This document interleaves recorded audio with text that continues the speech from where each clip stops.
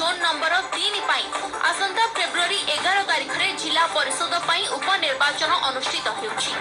अवसर में आज शेष दिन प्रार्थी पत्र दाखल रे बीजेडी और बीजेपी दलर प्रार्थी माने कामाख्यानगर उपजिलापाल कार्यालय ठारे पहुंची प्रार्थी पत्र दाखल करिसेंति। बीजेडी तरफ ममता पाणी और बीजेपी तरफ प्रशांत विश्वाल प्रार्थी पत्र दाखल करछंती। स्थानीय पूर्त विभाग डाक बंगला ठारू उभय दलर रैली बाहरी उपजिलापाल कार्यालय ठारे पहुंचीथिला। उभय दलर शताधिक कर्मकर्ता कार्यक्रम में उपस्थित रही दलीय प्रार्थी मनोबल वृद्धि करथिले।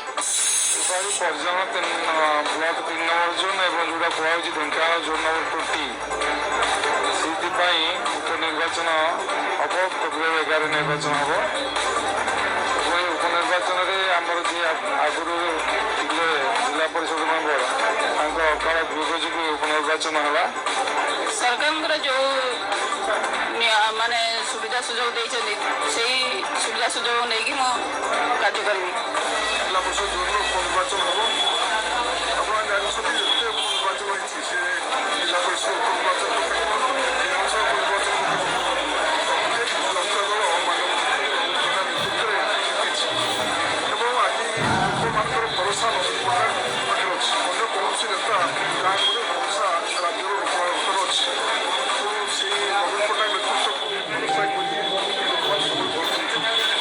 रणनीति सुंदर भाव प्रस्तुत जेहेतु भारतीय जनता पार्टी एक राष्ट्रीय दल मत एक सुजोग देछि विश्वास रखी इलेक्शन लड़वा को सुजोग देछि विशेष को विश्वास को पात्र करी आम इलेक्शन निश्चित भाव लड़ू। बीजेपी हाथ में थिला बीजेपी पुनर्बार रखिब से आसन टी बजाय रखिब राज्य सरकार को पचारतु ढेंकानाल निकटवर्ती जिला अनुगुल जिलार सेठी गोटे जोन रे प्रार्थी वियोग है अकाल वियोग है भितर से जोन रे निर्वाचन कौन करूना।